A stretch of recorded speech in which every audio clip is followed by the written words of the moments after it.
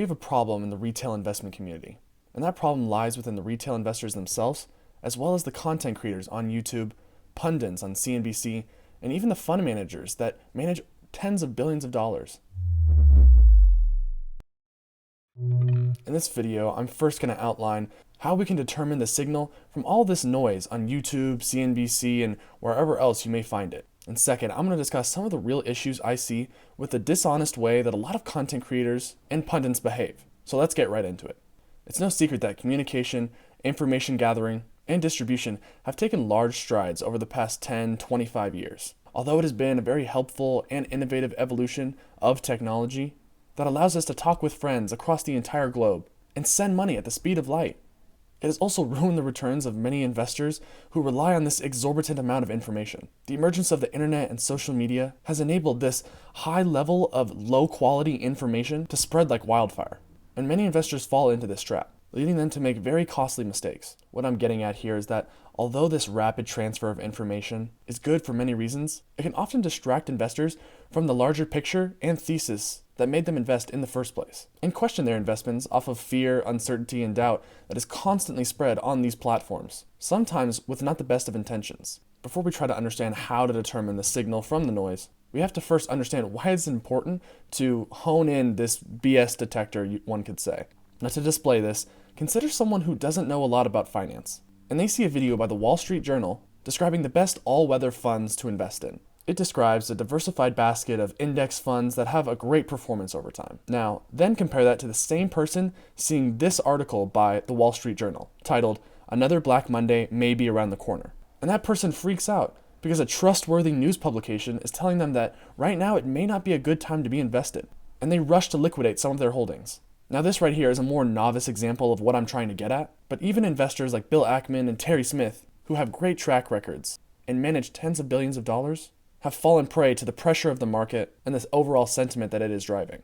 To illustrate this point, let's take a look at an example of how some of even the most successful investors have been unable to determine the signal from the noise. First, let's start off with Bill Ackman, and he heads his own fund, Pershing Square, where he manages over $18 billion as of the end of 2022. He has a strong record of returns over the past decade, but let's look at the time when negative news and price movements shook him and many other investors out of Netflix stock. As shown in this graph, Bill Ackman's fund initially began purchasing a large stake in Netflix a little above $350 a share, and came out with a large, detailed research paper describing their investment thesis into Netflix and why they believe it has superior business qualities, making it an attractive investment for the future.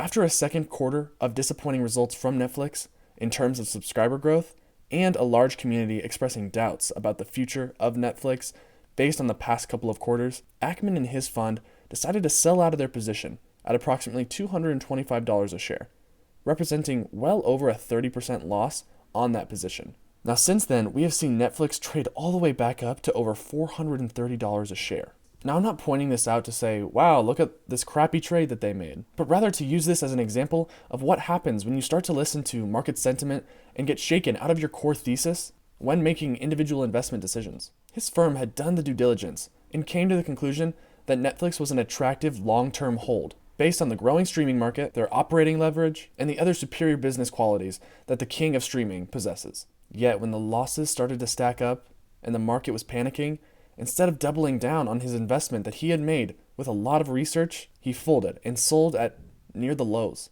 This choice not only cost him a 35% loss on the position, but also cost him the opportunity of riding the stock past his initial cost basis. And if he were to be holding Netflix stock at this point, he would be up over 20% on his current position. And it would be one thing if he just made a bad trade, made a mistake, fessed up to it, and continued moving forward. Because he does have the track record to prove that people should still be invested in his fund, regardless of if he makes one mistake on one stock. But when Bill Ackman was asked about why he made these decisions, he said that it was because that they introduced an ad-supported tier and lost subscribers quarter over quarter. To be clear, the 70% drop in Netflix's stock price was due to a loss of only 0.6% of their total subscribers. Netflix also stated that their ad-supported tier would end up being more profitable than their other tiers or products. But yet he stated that this made his thesis invalid. I, among other people who are rationally thinking about this, believe that the real reason that he sold out of this company was because of the rapid losses in the share price and the pressure from his investors. A seasoned investor like himself should have known that just because a company like Netflix has a couple bad quarters on a few metrics, it doesn't mean that the thesis is broken or the company is breaking down. Especially given the circumstances that this was a streaming company facing tough comparisons right after COVID, when everyone was stuck at home and they had nothing to do but to watch Netflix. Overall, Bill Ackman is still a great investor, with very impressive returns and a good strategy. But deciphering the signal from the noise is a tough skill that every investor should continue to work on, because it can hurt even the most well-seasoned professional investors. Now let's move on and talk about some of the noise generated on YouTube and how to decipher what stuff we should actually be listening to when all of these content creators, including myself, are coming out with things and theses on certain companies and investments. My main beef with the noise on YouTube is that 4 of the most popular investment content creators continue to fearmonger for your view. And if we take a look at these thumbnails, we will see 4 thumbnails from 4 of the most popular channels on YouTube. And they are telling you that a big event or calamity is coming and that you need to prepare. The context of these videos and thumbnails is also very important, because if they were truly warning people of a large downturn or risk in the market that they had a strong belief about and evidence that it could impact a lot of retail investors, then maybe they're justified. However, all of these video thumbnails are taken from between 12 to 13 months ago.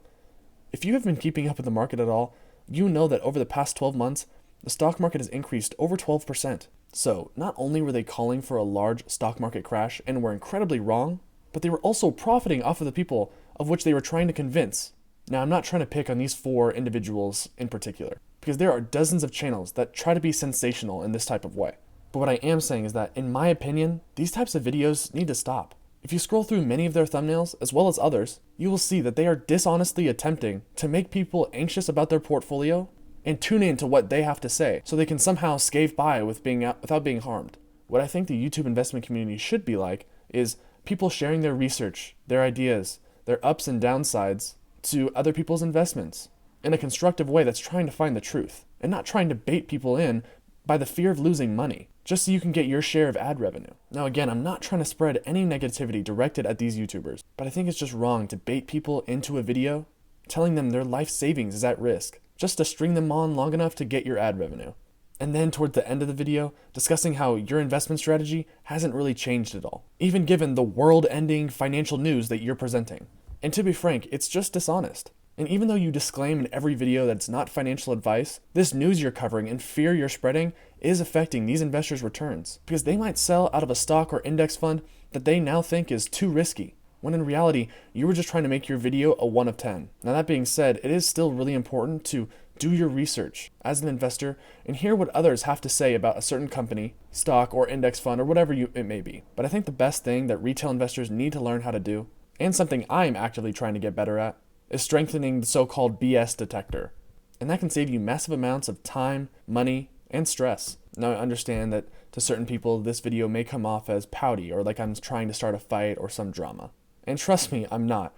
But if you don't like it, it's my channel and I don't really care. Go watch something else. But for a second, honestly think to yourself, if they have to scare you into thinking that you're going to lose money to get your view on TV or YouTube, it should show you that their work is not very genuine or trustworthy. And I'm not saying that I'm better than these people in any way, because they clearly have more followers, views, and influence than I do.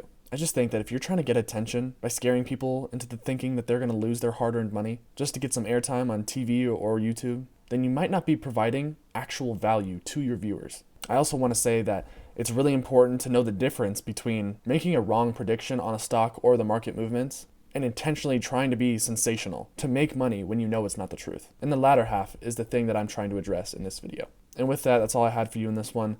I'll see you in the next one.